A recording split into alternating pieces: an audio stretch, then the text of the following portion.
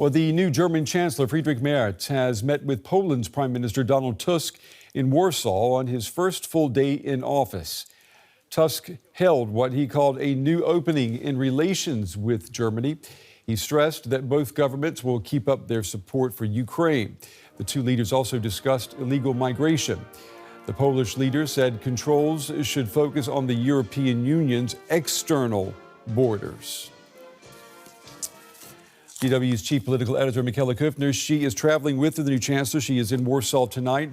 Michaela, Tusk held what he said is a new opening in relations with Germany. Is it indeed a fresh start?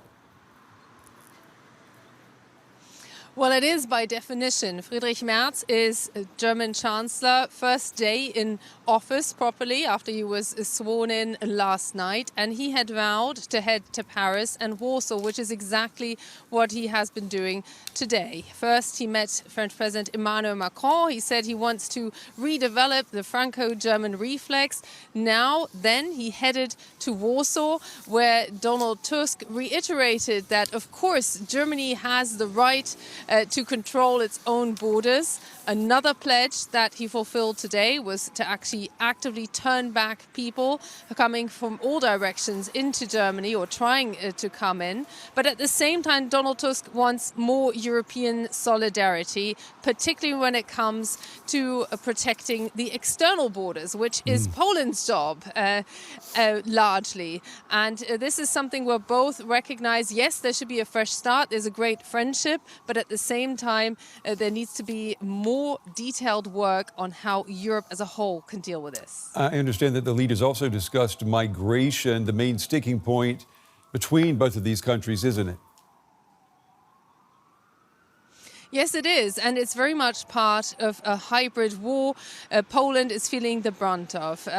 Hundreds of people are attempting to reach Poland via Belarus every day. That's what Donald Tusk reiterated here today. And that's why he doesn't want to see national solutions. Neither does Friedrich Merz, he stressed.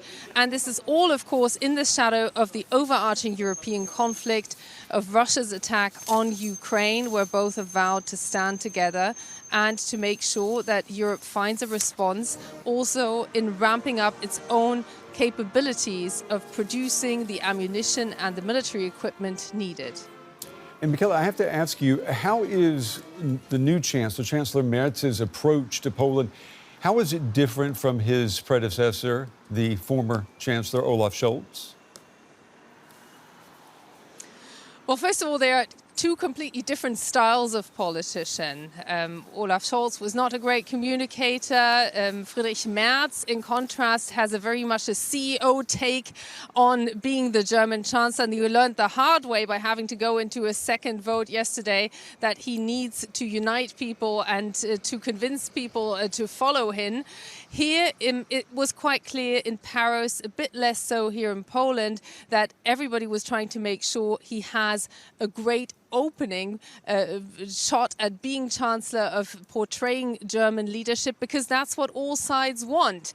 And here, Olaf Scholz came across as a bit more cautious. That was his label he went into an election with, saying he would not deliver, for instance, the Taurus weapon system.